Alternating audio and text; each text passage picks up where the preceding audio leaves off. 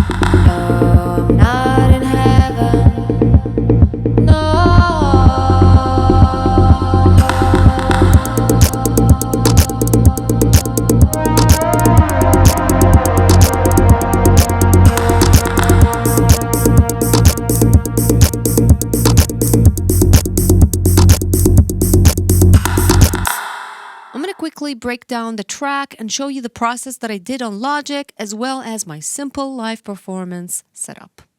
Let's take a look at the kick. So basically for the kick, I used this sound, me hitting a box.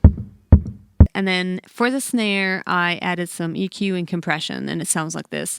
And I used this sound. It's basically just me removing the sticker. And then for the hi-hat, I used this sound. Pretty simple, and added like a one note repeat right here.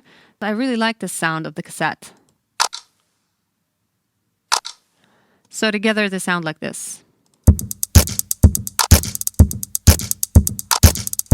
I also picked this spray can hit. It sounds like this. I also like this sound.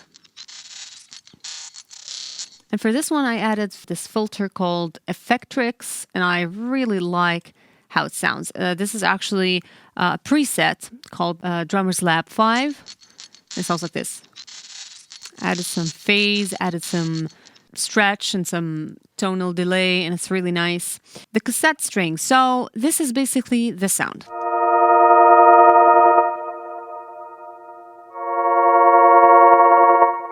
For this sound, I used this source, and it's coming from opening the cassette. And I did actually loop it. So it sounds like this. Basically what I did is I pitched it down. And I added some EQ, some compression, and I also added this stutter effect just right at the end. So like this, so it sounds like this.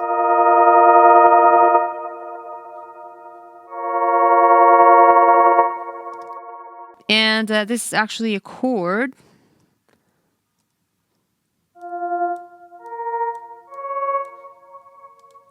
And then I have the bass. I did the same for the bass, but I pitched it all the way down, right? I have two parts for the bass. So the first part is basically this one.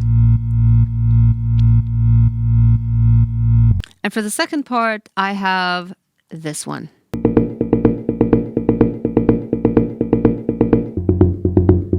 This is actually coming from hitting this box again. It's pitched down, it's EQ'd heavily because I wanted to find the resonance so it sounds more melodic. I also added something from here, from a guitar rig. It has like really nice equalizer parametric, and let's take a listen.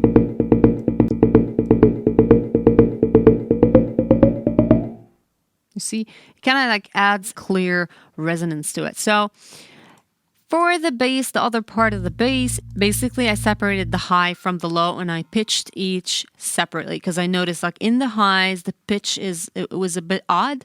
So I had to actually pitch it separately like this. This is the last bit, which is the jars.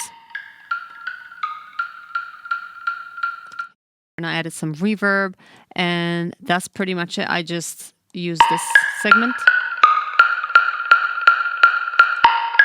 and I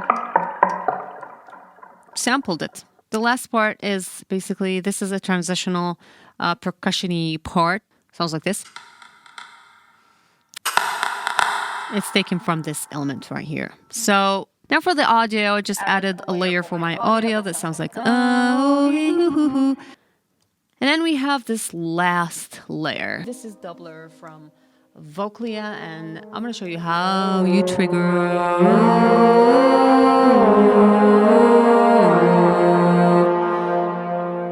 Doubler is connected directly to my DAW, and now whatever instrument I use this particular one, and now it's just being triggered by my mouth.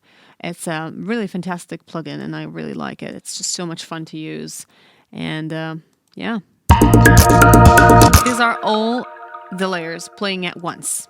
What I did actually is I mapped each track to my mixer here. Each track goes to a separate channel. I used the filter knob here to add filtration to my vocals, as well as this and the mute buttons. That's pretty much it. Like for the long slides, we talked about that. The spray hit, the kick, the snare, hi-hat, cassette, strings.